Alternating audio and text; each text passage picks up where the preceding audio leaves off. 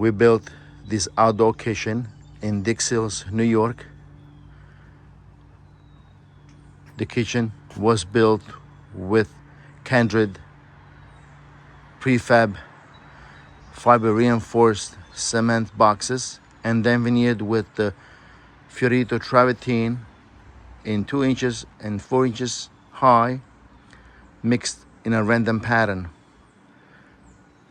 We installed polished tan brown granite with the square edges for the countertop, a wood burning pizza oven with all cabinets, trash drawers, and all appliances are twin eagle.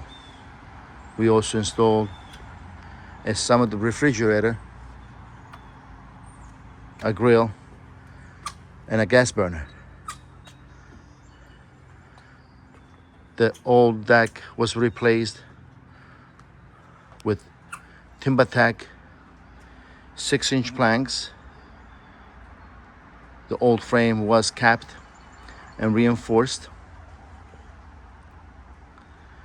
with all new TimberTech railing in a brown and black color combination to match the deck. This is the latest backyard project designed and built by Gappsi in Dix Hills, New York.